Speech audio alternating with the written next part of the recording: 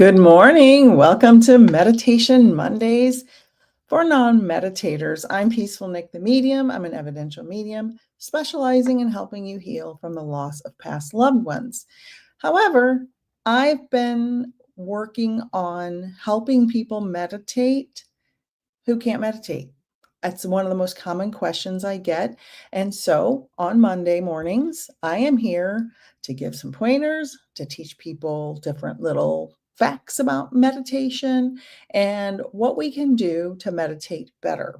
And one of the main points about meditation is you don't have to sit in a beautiful pose of perfect meditation and sit for 30 minutes or 30 hours or whatever with a perfectly clear mind. That is not really realistic because we live in a world of all kinds of noise and all kinds of trouble and all kinds of struggles. So we have responsibilities. We have life stuff happening in our world, our own personal world, and out in the world. So sitting in a perfect Zen pose, not necessarily going to work for everybody. So there are other things we can do to meditate. And today I want to talk about changing your input. Often we have so much going on in our mind. It's like the hamster on a wheel, tick, tick, tick, tick, tick, tick, tick, tick, tick, going and going and going. And if we change that input, that will help us meditate, and it will also help us live better, more peaceful lives. So I'll give an example. And if you're here, say hello, put something in the chat. Let me know if you have any questions. I'll give you an example. The older I get, I'm in my mid-50s, and I have a filter on, so don't be fooled by the filter. The older I get, the less I can tolerate violent television shows or aggressive music. I like rock music, but I don't like aggressive music. I don't like to watch things like boxing or violent sports. I can't, and this may be, hi, Cindy. Hi, Nicole. Hello. This may be for many reasons, but I just can't handle it. And it makes me upset and I get bad dreams. And it also may be because I work from home now, and I used to work outside of the house since I was 14 years old until about a year and a half ago. I started working from home. And I just can't handle the violent, angry, upsetting movies, programs, music, anything like that. I also have a hard time being in public areas that are very noisy or negative, So I try to bring more peace in my life as much as possible. That's why I have my plant friends, and they're very peaceful and they're very present. And so we need to surround ourselves with more peaceful and present things like plants and animals, pets and things, and be around water. Luckily for me, in our neighborhood, outside my back door, there's a pond. Now we can't get in the pond because there's gators out there, but it is beautiful to look at every day. The grass, the trees, the pond. It's very peaceful. So when I wake up in the morning and I'm doing my exercises, I'm looking at the pond, I'm looking at the sky, the clouds. I try to bring as much peace into my mind as possible. That's what changing the input means. Bring into your mind more peaceful things. So your mind is a garden, change the seeds you plant. So I surround myself with artwork, and I'll put on a video about spirituality, astrology, tarot, things that are positive and uplifting. And Or I'll put on a video of birds chirping or water rustling down upstream. Anything to change the input from noise, noise, noise. I used to wake up and put the news on. That is not happening anymore. So if you have any suggestions for how people can change their input or what you do for your meditation practice to change the noise in your head, please share them with me. Also, if you are watching this on replay or you just happened across the live, please subscribe to the channel and share with your loved ones. This is a peaceful place and it is meant to be loving. Cindy said, totally agree. I'm an artist, helps with working out at our trauma center hospital and in management. So I get it. Love your positivity. Thank you, Cindy. And I will say that I come from a varied traumatic background. So it has taken me many years to get to this calm place. Doesn't mean I'm calm all the time.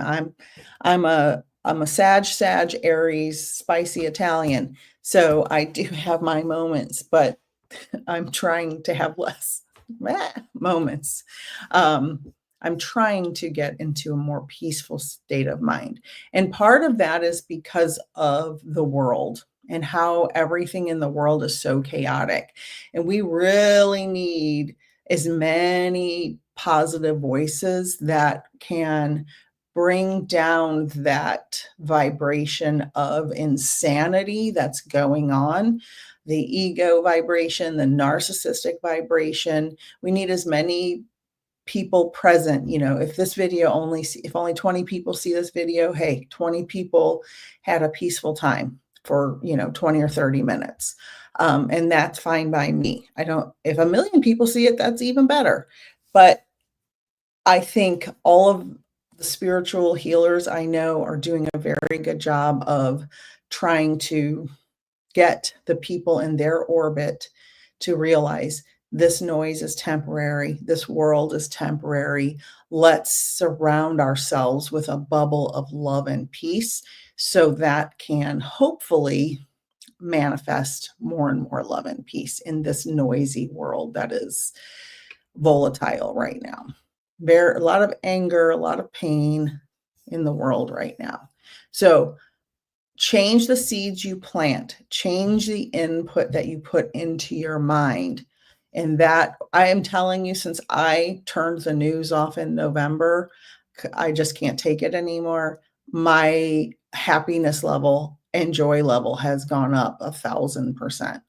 I used to get so upset about the news, and I know, and I still am aware of what's happening, but I limit I limit the input of the news.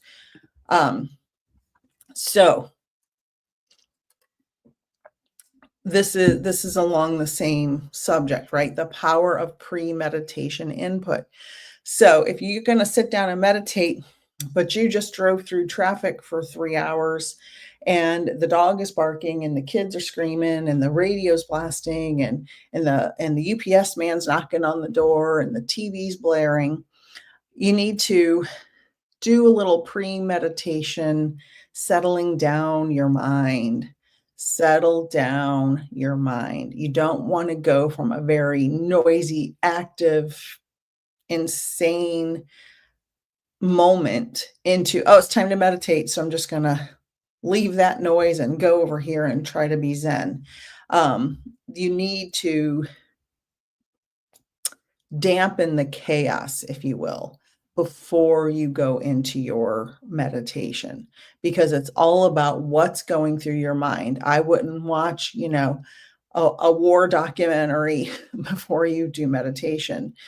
Try to put on some pleasant music or a show about animals or something that's calmer than the chaos. Don't watch the news before you meditate. Make sure it's like doing a bedtime ritual. I'm a person who has very bad nighttime anxiety because of my mom passed away at my feet when I was a kid. And it was at 10 o'clock at night. So I have this trauma. So I have to do this whole ritual before I go to bed to calm down, to settle down. I can't just watch something crazy and then just fall right to sleep. It's kind of like that. You want to settle down your thoughts. You want to settle down your mind before you do your meditation, and whatever that looks like for you. Um, Pleasant music, animal show, like I said, anything to settle down those thoughts. So the next point is you are not your thoughts. You are the observer. And this is a point that Eckhart Tolle makes. And I recommend this book to everyone I know. As you can see, I've read it a billion times, A New Earth. And in this book, he explains this. You are not your thoughts. You are the observer. And this is one of the biggest points in the book that I got from the book. Our thoughts can vary from very pleasant to very crazy, right? We can't control our thoughts, right? A thought just comes in and it's like, whoa, or a thought comes in and it's like, oh, that's wonderful. So know that you need to try to observe the thoughts in meditation. So when you are trying to slow down your train of thoughts and try to become peaceful in your meditation, observe the thought. Act as if you are someone in the audience of a play and the thoughts are the play, and you observe the thought. You don't judge it. You don't judge the thought. You don't say, God, I'm a sick person because I had that thought, or gosh, I'm terrible because I had that thought. No, no, no, no, no. You're just observing. You're just observing the thought. The thought is like a play on a stage, and you're just observing without judgment. And then just let it go. Just let it go. Push it along. Create a gap, as also in this book, create gaps between your thoughts, Eckhart Tolle says. So that thought comes, you observe it, just push it along, create a gap of blank space before the next thought comes in, because another thought's going to come in. Doing meditation is not, nobody, unless you are a very, very, very advanced meditator, you're not going to be sitting there with no thoughts. Thoughts are going to come in. It's it'd be very unusual if you didn't have any thoughts, but maybe that's just me. Let me know if that happens to you. Nicole said, I agree. I have noticed I can't watch the news anymore. As soon as I get off work, I go outside to ground. Very, very good. That is wonderful. Yeah. It's too chaotic, and it's by design. The news is chaotic by design. They want to keep us in fear. We don't need to be in fear. If we raise the vibration, we can get through all of this bad news. So let's raise the vibration. Cindy says, oh, sounds like you've been to my house. Oh, I know. I raised kids. My kids are adults now. But yes, I raised 2 boys, and it was wild. All right, so conscious input creates conscious output. So what that means is be aware of what you're inputting. Be aware of what you're putting in your mind. So the output is something you planned, right? If you're just in that chaotic environment I described earlier, and that's your input before your meditation, your output is going to be chaotic. But if you become aware and conscious of what am I feeding my mind? What am I feeding my brain? What is my environment like? If you become aware of that and you decide, this is what my environment is going to be like. What am I going to see, hear, feel, touch? I have a little lamp over here with citrusy scents. I love citrusy scents. It makes me feel happy. I have my pretty artwork and my beautiful plants and everything to all my senses. This is my sanctuary. This office is my sanctuary. I have all my artwork off camera over here where I'm painting a new series of Halloween paintings. All of my stuff is here that makes me happy. I have a huge, giant space painting that I did on my wall in front of me so I can always look like I'm looking out into space. So all of my senses, all of my input has been consciously decided in my sanctuary, because this is where I do my mediumship readings. And this is where I meet with my students and all my clients. So I want this to be the most pleasant place to do my sitting in the power, which is meditation for mediums. Everything is just right. I have my crystal ball here. I have my flower painting with my space art here. Everything is just right. So I consciously created my office. Now, to some people, this may look like chaos, and the plants are getting a little bit out of control. I do admit that, but it has made me happy. This has made me happy. And also keeping your environment mess free. And when you have kids, I know that's really hard, but like my office is getting a little messy right now and I need to clean it. But making sure that there's not chaos around you. It's just straightening things, putting them in the right place kind of is a conscious decision to help your input so you have a good output. So, any questions? Let's see. Oh, that's wonderful, Cindy. I've implemented your meditation instructions to my managers and they are hooked. So we meditate once a day. It's made a huge difference. So thank you. I am honored. I'm so happy to hear that. That's wonderful. And I'm not a meditation instructor. It's my husband who got me hooked on this meditation stuff, and a friend of mine that has been begging me to meditate for 30 years. So thank you. Oh, that makes me feel so warm and fuzzy. See that one little thing, how it spreads to other people? I received that. Thank you so much, Cindy. So very much. And Nicole said she loves to meditate. And Nicole, I love your name because that's my name. But I don't have an H in my name. Where are we? Where are we? Ooh, here it is. Pre-meditation input. You are not your thoughts. You're the observer. Okay, here we go. Replace noise with nourishment. I love that. So we have a lot of noise in the world. Like I said earlier, noise. It's constant. Everywhere you go. The cell phone, ding, ding, ding, buzz, buzz, buzz, ring, ring, ring. The TV, the computer. Almost everybody works on a computer, no matter what your job is now.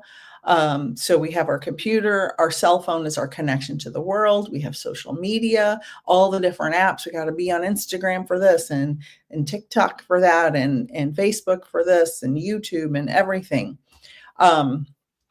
So we have to replace all of that noise and make a conscious decision to turn it off. And this is going to sound like I'm some kind of old lady, okay? But I bought puzzles and a ping pong table for my husband and I because our kids are grown and we end up at the end of our workday. If I don't teach a class at night or have live streams at night, we were sitting in front of the TV, just watching TV for hours. And like, I don't want to be that person that just sits there for hours watching TV. So I bought a bunch of puzzles and a ping pong table. And so we made the conscious decision to turn the TV off, or put something pleasant on, nice music or, something peaceful that's not a noisy program that's just going to fill our mind with ugh. and we work on the puzzle, sometimes for 20 minutes, sometimes for 2 hours, or we'll bat the ping pong ball back and forth, just to turn off all that noise because we are inundated 24/7, 24/7, 24/7. So replace noise with nourishment. Now, again, it's almost impossible to not have to look at the computer for so many hours a day. And your kids are calling on your phone or texting, or your boss is emailing, and you're in the grocery store and you're checking your email. Make a decision to say, I'm going to go to the grocery store and I'm not going to look at my phone, right? Just be in the grocery store. I'm going to go to the park with my kids and I'm not going to look at my phone. Just be at the park with your kids. I would love in about 20 years to do a study of the psychological effects of parents being on their cell phones on their kids. Because when my kids, lucky for me, thank God, there were no cell phones that were smartphones until my kids were in high school. So I actually had to be present with my kids when they were little. It was hard. I had 2 boys, 21 months apart. So it was like chaos, but I can't imagine if I had a cell phone, would I have been surfing the web all the time? Like, would that have affected my kids? So I'd love to see a study on that in about 20 years. You're welcome, Nicole. You're welcome. Okay, so let's do a little mini meditation. So if you're watching the live or you're watching the replay, if you are driving, do not do this, okay, until later. If you are doing something important, do not do this until later. But I want you to turn off your TV or mute it. Try to get to a place where it's quiet. Just take some deep breaths, settle down, settle your mind. Do some breathing. Notice your breathing.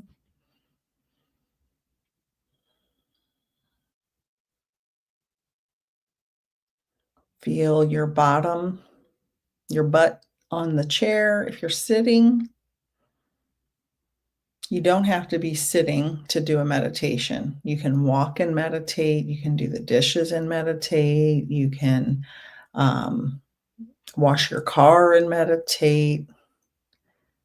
You can walk around the park, sit on a park bench. You can meditate anywhere, but you want to be in the right state of mind.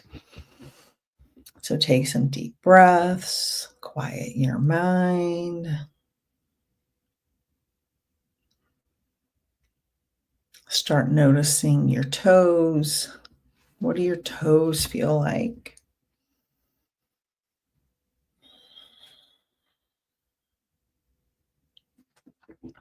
Notice your knees. Can you feel your knees?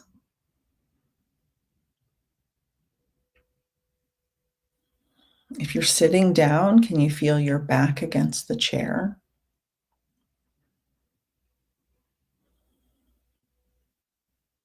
Can you feel your arms resting on the chair or on your lap?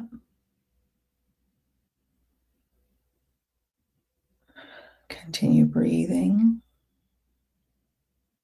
Now we're going to take 3 deep breaths in through the nose and out through the mouth. Hold. Exhale. Again. Hold. Exhale. Again. Hold. Exhale. Now return to breathing normally.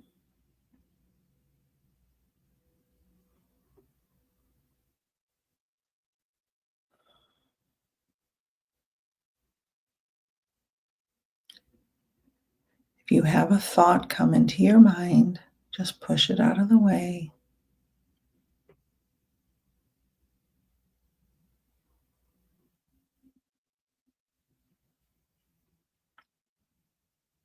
There's another thought. Just move it right out of the way.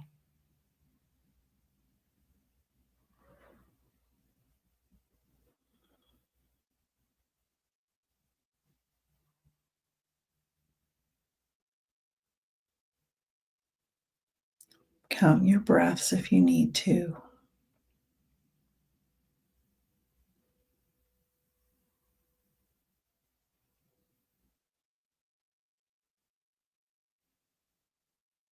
And here comes a train of thoughts. Push them apart. Push them apart. Create a gap in between them.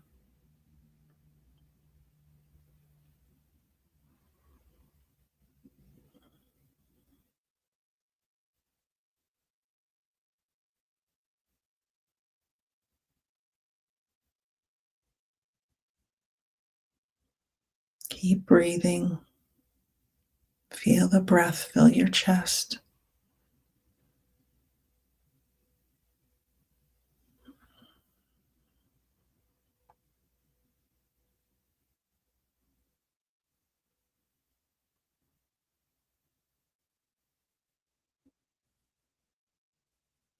Now there's another thought. Push it away.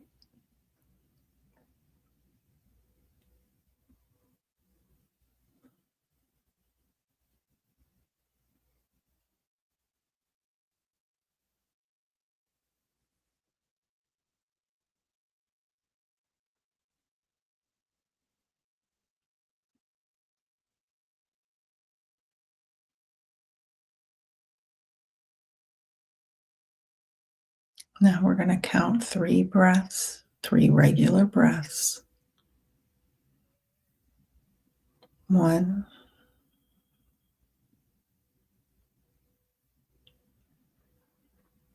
2, 3.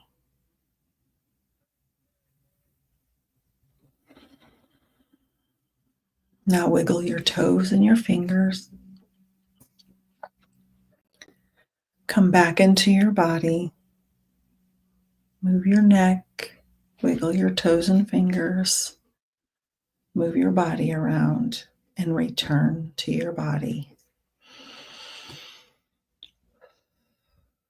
Keep breathing.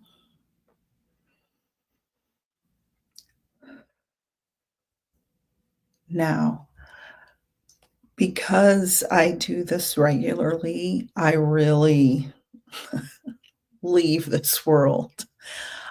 So if you want to comment, how did that feel? And it only took a few minutes. It's all you need is a few minutes. You can do that once a day. You can do that 10 times a day. You can do it when you go potty at work, or at home, or at the grocery store, wherever you are.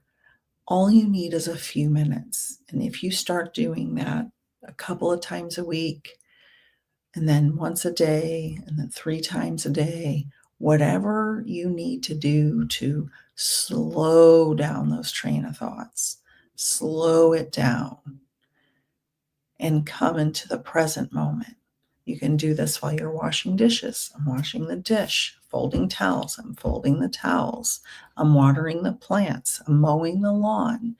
Whatever it is you're doing that you have to do daily, just to slow down those train of thoughts.